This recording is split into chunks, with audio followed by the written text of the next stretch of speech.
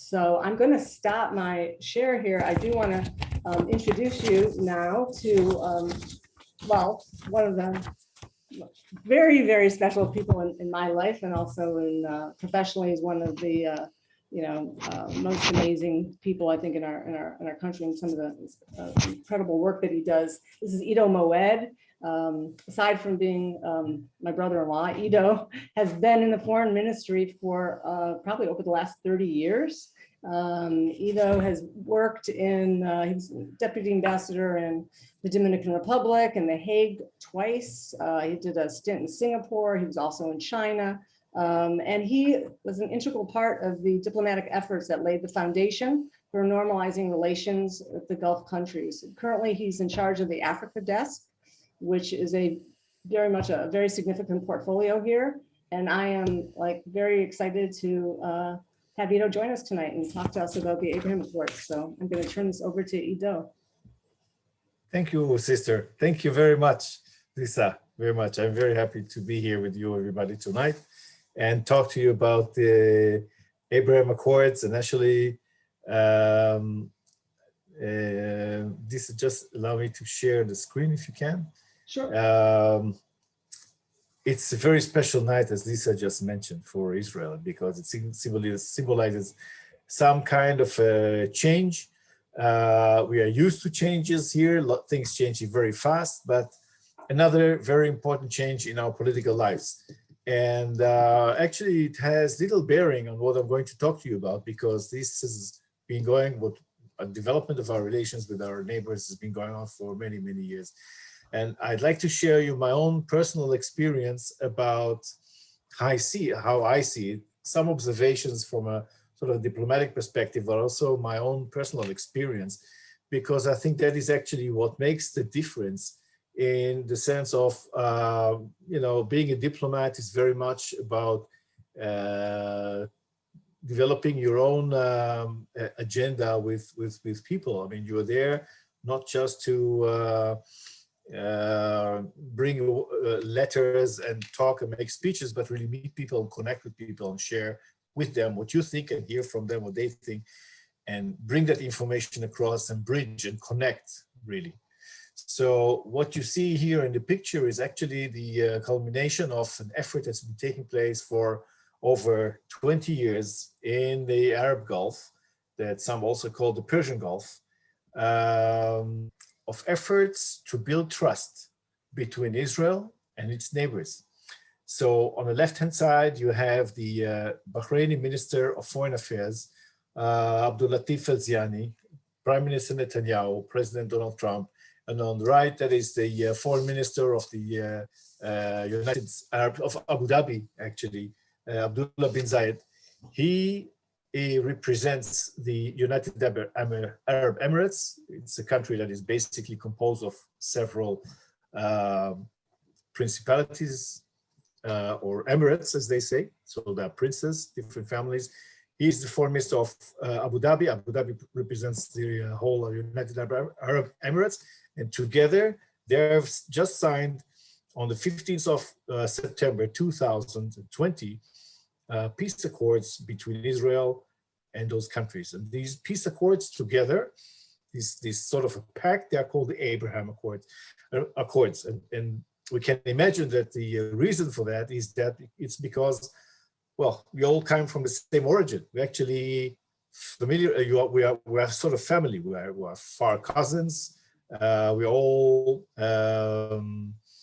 Abraham is our archfather. So basically we have our shared heritage that brings us together, which is very much the case. But beyond that, beyond the fact that we have some kind of a shared heritage, there is also this. And this is the region. This is the region. You can see Iran in the top right, and you see Saudi Arabia, and the red arrows represent the transportation of the threat, of military threat from Iran to the neighborhood. So we have shared security interests, basically. Iran is very much involved in the stability or instability in the region. So in Yemen, they are supporting the Houthis. In Syria, they are supporting Hezbollah as well in Lebanon, as well as in Iraq. And so they're trying to export their way of experiencing religion, the Shiite belief, as opposed to the Sunni, which are the other Arab countries around them. And this has some bearing on Israel. And actually, as an Israeli, when you understand that there is a very strong struggle and conflict of religion between the Sunni and the Shia in the Middle East, you realize that Israel is actually at the margin, not just geographically, but very much in the margin of this huge struggle. But we're there. And so facing Shiite support for terrorism and instigating instability and selling arms and technology to attack other countries, we share common interests with many countries in the Gulf. Here it's the Persian Gulf, it's the Arab Gulf. And let's just have a closer look at what we're talking about when we are talking about the Gulf. So on the top left here, that's Africa. Here on the top is Europe. And this square here is what we enlarged in the middle.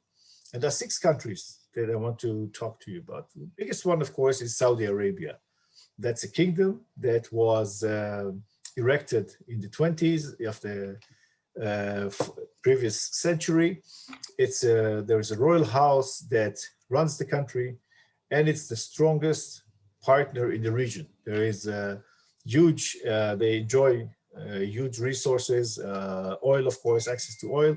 Much of it is, by the way, located in this area, which is close to the Gulf. North to Saudi Arabia is Kuwait. It's a sultanate. It's an emir, run by an emir. Bahrain, it's a kingdom. Qatar is also an emir.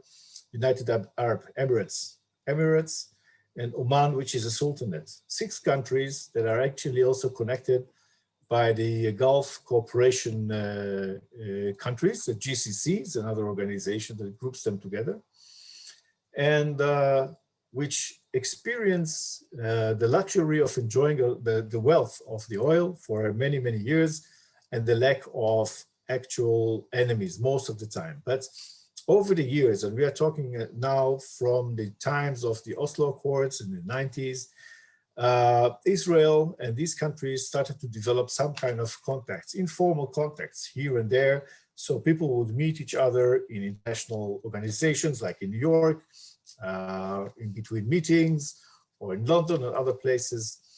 But over time, we developed some confidence with the leaders. And so at some point in time, Israel set up an office, a formal office in Qatar, in Doha, the capital of Qatar. Those two, those 2 countries hosted offices from the early 2000s. And I must tell you that around 2006, I happened to replace the head of mission here in Qatar for several weeks. So I traveled to Qatar, spent 3 weeks there, met with a lot of people, walked around, and I must tell you, I visited Al Jazeera offices. Al Jazeera is one of the biggest television companies in Arab world. It's sort of a CNN, which is usually basically very much anti-Israel, but they have an Arab channel, an English language channel, and I made a point to go and meet them officially as a representative of Israel. I had a great discussion there with the editor of this channel. And I remember he told me that they have a lot of respect for Israel, but they have a huge limitation. They can't show any positive story about Israel. It's just a fact. And I asked, why is that the case? He said, there is no explanation. He says, but the minute that I or anybody would bring up the idea of having a positive story about Israel, they'll just throw me out of this business, out of this office. And I remember I proposed to him to send a team down to Africa, where we do a lot of development work, just very plain, simple, very effective work in agriculture and healthcare and training. I told him, listen, why don't you send a team down there, just wherever you go, and ask them about Israel and tell your audience what you find out, because I knew that they will find a lot of interesting stories about Israel. And he says, there is no way I can do that. And I mean, even for him to host me in the office there, I think was sort of a risk. So that didn't materialize. It was a very interesting experience for me because on the one hand, we were protected in Qatar.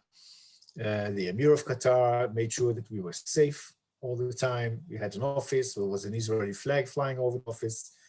I could freely go anywhere I wanted. And I was very impressed, felt very secure, and felt that I had access to anybody and anything. Eventually, those relations broke down because of one of the military operations in Israel. And Qatar decided to sever the relations with Israel and close down the office. But as you may know, Qatar today is still very much involved with the Palestinians. And actually, they are financing the Palestinian population in the Gaza Strip. Every month, they send cash, suitcases filled with cash with cooperation of Israel into the Gaza Strip so people will have money. It's impossible to have any kind of credit mechanism to transfer money. They need to have it in cash. So they go down there with suitcases each month. And this is what many people in the Gaza Strip live from. It's done with cooperation with Israel because this may contribute to stability in the Gaza. It's still controversial in Israel, but that's a step that the security establishment feels will be very conducive and helpful. My experience with meeting Qataris at the time was that they all felt that Israel is a wonderful partner, and business perspective, absolutely doing business with Israel. From a sort of a regional peace perspective, Qatar sees itself also as a sort of a regional player. So they wanted to do more, they wanted to influence more, and I think that was the reason why they were among the first to start diplomatic relations with Israel. So at the end of the day, they chose to close these offices down, but what we can understand from this is that we had relations with them from very early on. Actually, the same applies for Bahrain and for the United Arab Emirates. We had offices there that maintained, that were run by people who maintained those clandestine relations for many, many years. But at some point, we needed another player to help us to bring these relations to a sort of a formal plane to the open. And that was done by President Trump. So he's been working throughout 2020 with United Arab Emirates, with the Emir and with the King of Bahrain. And both of them, as I mentioned earlier, maintained contacts with Israel. The King of Bahrain would host Jewish leadership visits, Rabbi Schneier and others, celebrate Hanukkah with them. They even maintained the synagogue in the center of Manama for many years. There was no Torah rules in it, but the building was there and it was protected. So in principle, they were open to relations with Israel, but it took a step by President of the United States to make them decide to come with it to the open. What's behind such a decision? I mean, this is a bold step. They actually enjoyed both worlds. They had great relations with Israel. Business was actually quite booming already. So why make it public and attract criticism? So I asked one of my counterparts there in the Gulf at some point, why they see these relations as so important. What do they see in Israel? This is what they saw. So on the left-hand side, you'll see an Israeli airplane, an F-16 probably, flying over death camp in Poland, Auschwitz. This is below it, you can see the barracks. And over here in the middle, you can see the 3 airplanes flying over this famous building, which is also located in Auschwitz. And why is this connected? This is connected because when I asked that guy what he saw in Israel, he said to me, you know, you are a very, very strong country. And you don't understand that we see you as a very strong country and we're actually afraid of you. But he said, when I saw this picture, this Israeli airplane flying over Auschwitz, it's actually suddenly dawned on me how vulnerable you feel you are. He understood that a people that rose from the ashes of Auschwitz to set up an independent country in the Middle East will probably forever feel very, very vulnerable and will need this kind of power and military might, not only to protect itself, but to feel safe. And this issue is extremely important because that means that he sees Israeli strength and Israeli military strength, not as a threat to him, but as a show of confidence that is mostly intended internally. Of course, it's aimed at making sure that our enemies don't attack us and to show them that we're strong enough and we can hit back if they attack us. But he understood something that I think many people around the world don't really see. And that was for me an eye-opener because at that moment I realized that we are talking about some relations which are completely at a different level than just relationship between two countries. He sees our force and might not as a threat, but as a source of strength for us. That's one thing. The second thing he told me that he downloaded Startup Nation book from the internet because he thought that Israel has so much to offer, so much technology and know-how, and actually a sort of a mindset that's been so helpful for Israel, and that they in the Gulf wanted to absorb and try to integrate in their own society as well. So this is when you can really tell when you're developing relations that your counterpart is ready, that your counterpart is really trying to understand where you're coming from and trying to accommodate that, and at the same time also sees what kind of interest he has that he can really achieve, extract benefit from the relations with us. We move from here. We can talk about the fruits of peace, as we say, and look at these numbers about trade with the United Arab Emirates that is beyond the $200 million, which is just the beginning point. And the number of Israeli tourists traveling to Dubai in spite of Corona, and about the huge number of agreements which actually point to the fact that we have so much to work on in whatever area it is, tax agreements and economic cooperation and agricultural development and healthcare and communications regulation and education, what have you. And also with Bahrain, I think Kingdom of Bahrain, we have been able to very clearly identify how we can work together and how Israeli desalination can support an island that, if you may know, Bahrain means two waters. They have, it's an island surrounded by the Gulf, and it has, below the island, they used to have sweet water, which is run out. So they are actually very much in search for water, for drink water.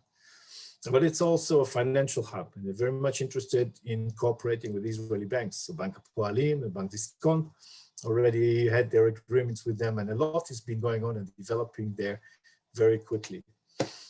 And my sense is that the fact that we've been able to maintain relations with these countries below the radar for so many years, and to somebody told me at one point, you know, when we cooperate, when we choose a project that we work on, and that was at the time that the relations were not in the open, he said, if anybody finds out we have this, maintain this relation, this cooperation, at least it should be something in an area that is beneficial, makes a real difference for our peoples. That's talking about desalination, talking about tourism, we're talking about banking, anything that is really relevant to both countries, that is valuable. And in this sense, the relations with Gulf countries are very unique. They are based on shared interests, but they are based on shared trust. And that is something that goes beyond description when we're talking about relations between countries.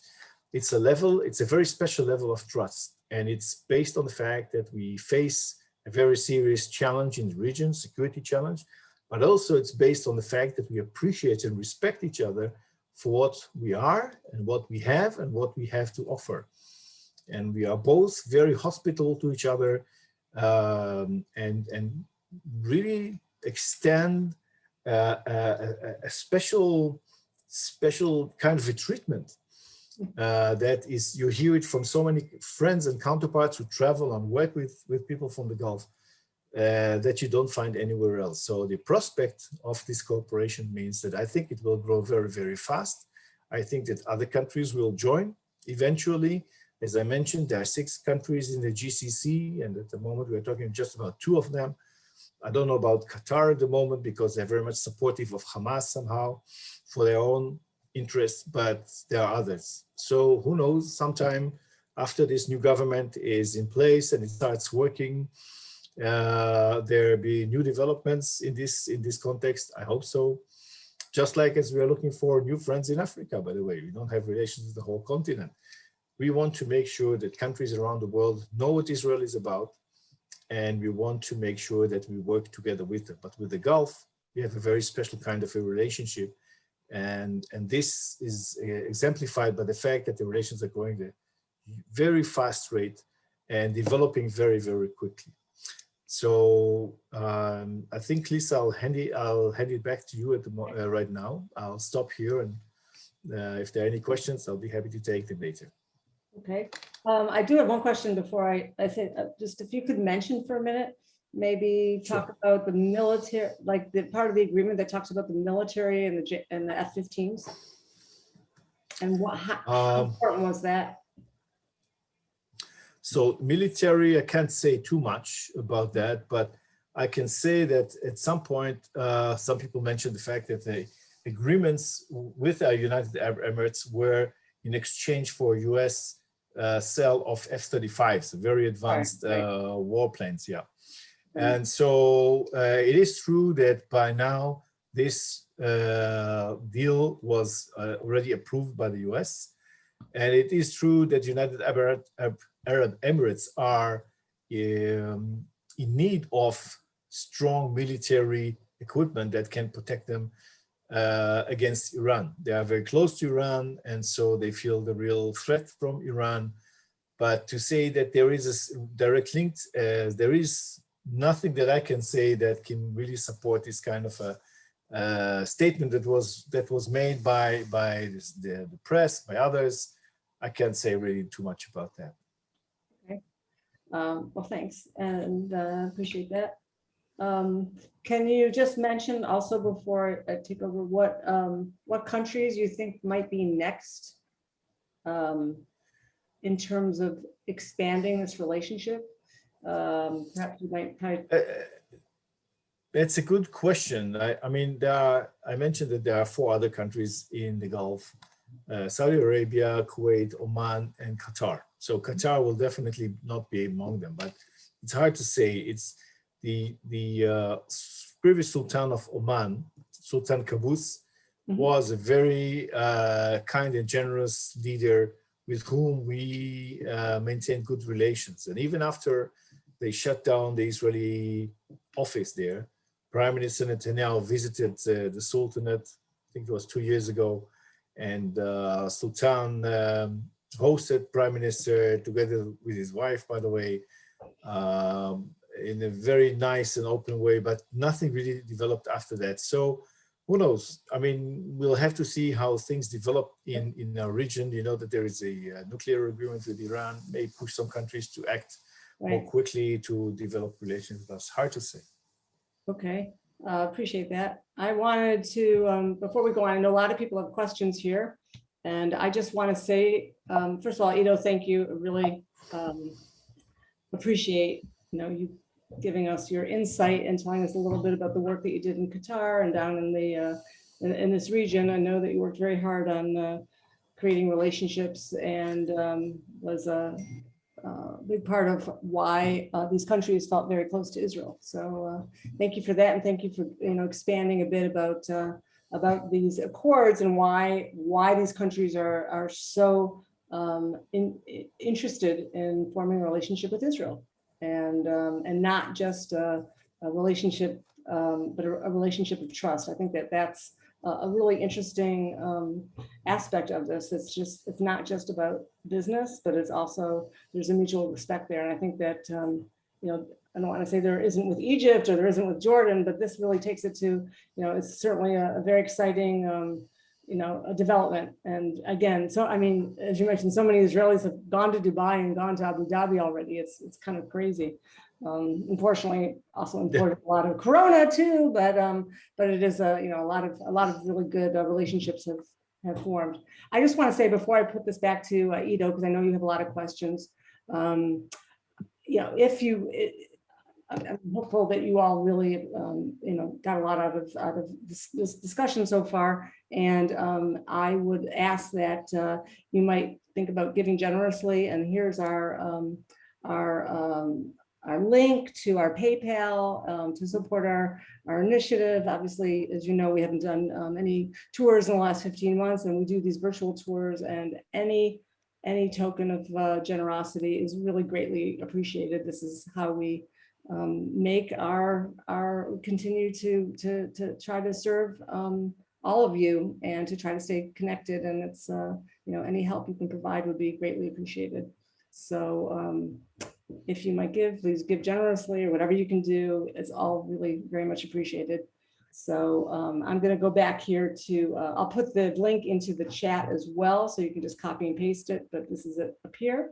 And Ido, I think there's a couple of questions here. I'm going to start with Naomi, who asked, can you delve into the relationship between Israel and Saudi Arabia? Could we expect to see a formal recognition of the relationship in the future? Great question. I think the Saudis, you may expect that there are relations, there are contacts, there is a transmission of messages between Jerusalem and Riyadh, and that takes place. But it's very hard to say how relations will formalize. And my guess is that Saudi Arabia will be the last country in the region to formalize relations for several reasons. One is that they see themselves as leaders, and so they want to make sure that other countries, when they normalize relations, they do it under their, let's say, auspices, supervision somehow. That's one. Second, Saudi Arabia is the custodian of the holy places to Islam. Jordan, King of Jordan, is the protector of the Temple Mount, which is the third religious place for Islam. The first and second are in Saudi Arabia. So they see a direct link between their religious responsibilities and their political position. And so they want to be assured that any solution that is reached in the political sense will also include some kind of a religious aspect. Very complicated, for sure, not something to move quickly with. And this third point is that I think the royal house of Saudi Arabia takes more time. It's a huge, huge government, actually. We don't see it, but you have to make sure that you have enough support as a leader before you decide which way you want to go. And making peace with Israel, formal peace with Israel, is a huge step. So they are in no hurry. As I mentioned in the beginning, we have ways to communicate, and we have very clear shared interests, but formalizing relations with Saudi Arabia will have to wait. There's a question here from Mal. Were the efforts of Jared Kushner and Avi Berkowitz as involved as portrayed in the American press? I can't say much because I'm not sure I followed everything in the American press, but they were very, very helpful. I think especially Jared Kushner, being the person on the ground for President Trump in many cases, and having visited the region quite a few times, met with the leaders, I think he played an important role in encouraging the leaders here in the Gulf to come out and formalize the relations with Israel.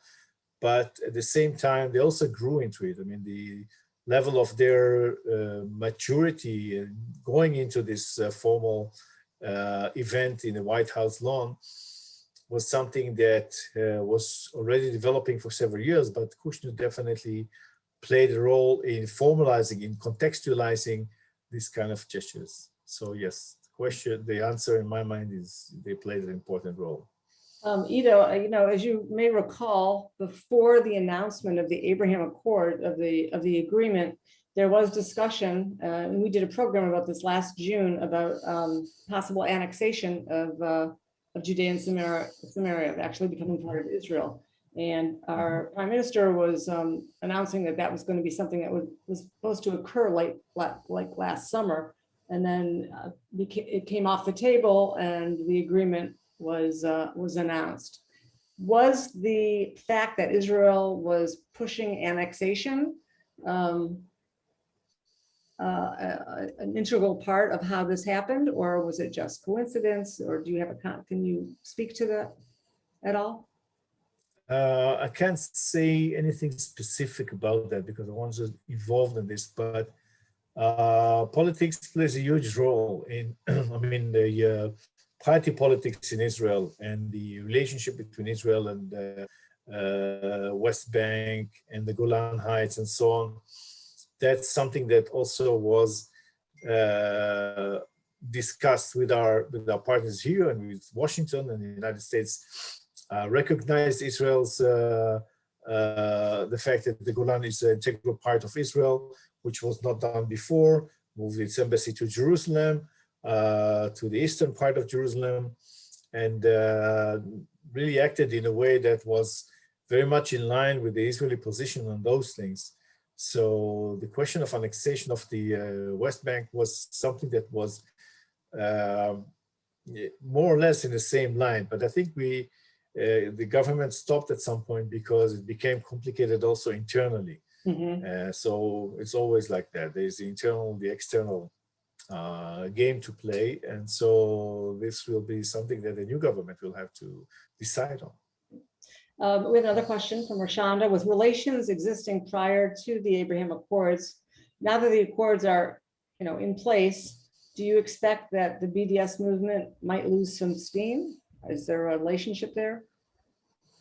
I think BDS basically is something that has to do with the Israeli-Palestinian relationship, and conflict.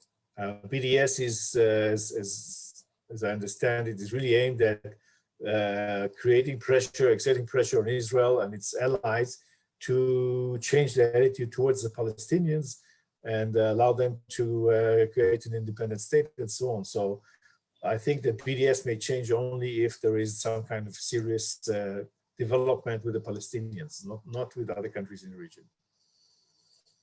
Okay, thank you. Does anybody else have any questions here? Or do you want to unmute yourselves and ask?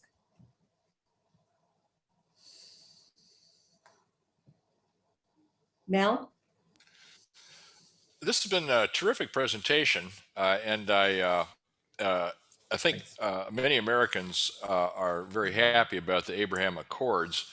But what I worry about, at least, is the impact of the Abraham Accords on the relationship between the Palestinian Authority that governs the West Bank in many areas and Israel, because as I understand it, the Palestinian Authority was opposed to these efforts to establish a normalization of relations.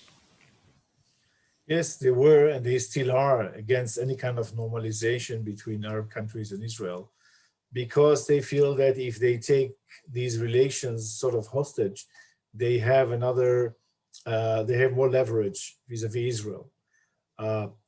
But I think the main point with the Palestinians at the moment is that they are in a struggle to create some kind of reconciliation internally. And so whatever happens between Israel and other countries, that will have less bearing on what's going on between Israel and Palestinians.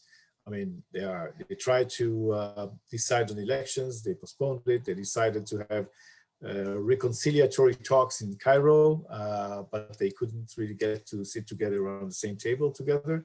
So maybe the blame game will continue to be Israel, but basically the Palestinians' biggest challenge is their leadership. And that will remain for a while. So whatever happens with other countries, yes, they'll try to create some kind of opposition to whatever Israel is trying to achieve with Arab countries. but I don't think that will be really very meaningful for the parties involved, not for Israel and not for other countries.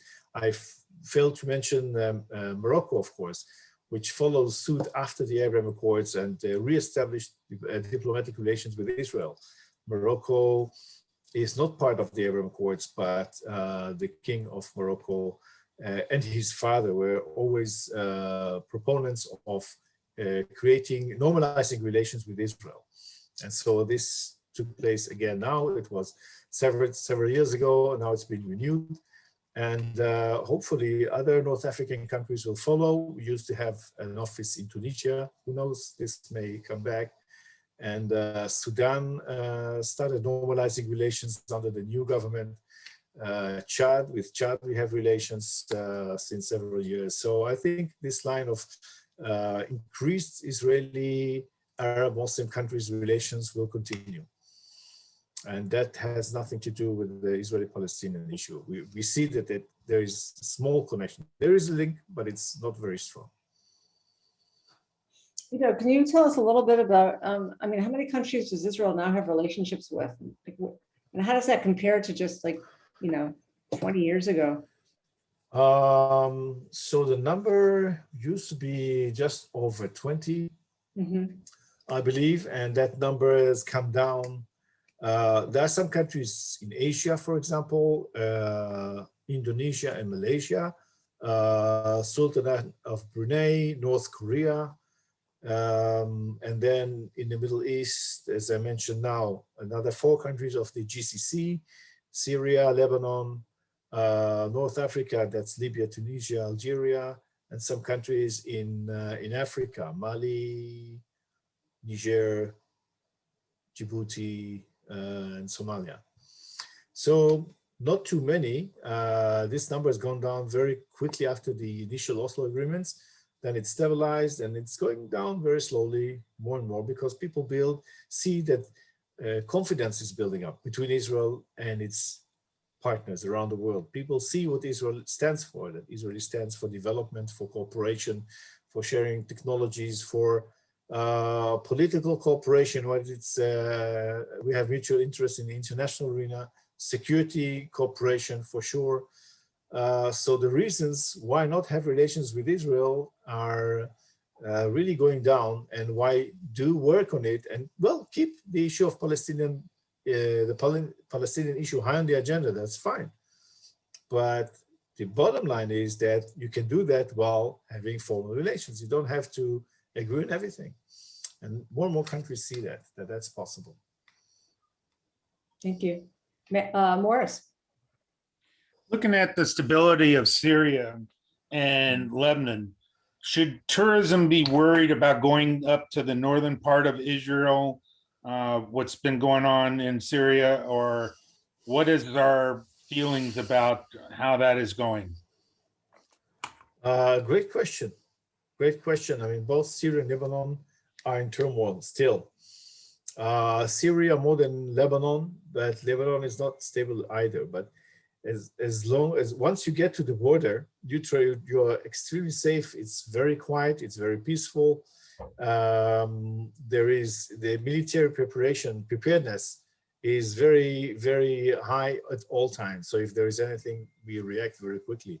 But if you travel around the country and you want to taste wines, the great wines of Gamla or Dalton in the Galilea, you'll just enjoy it. You enjoy the weather and you have great time. Or you come to the Sea of Galilee, or you go to Capernaum or wherever you'd like to go, you'll feel very safe. You'll forget about the fact that there is actually a conflict anywhere in the region. You just can't imagine when you're there, because it's so beautiful and you're so occupied with seeing and enjoying and tasting where you are and what you do. So I don't think that's an issue.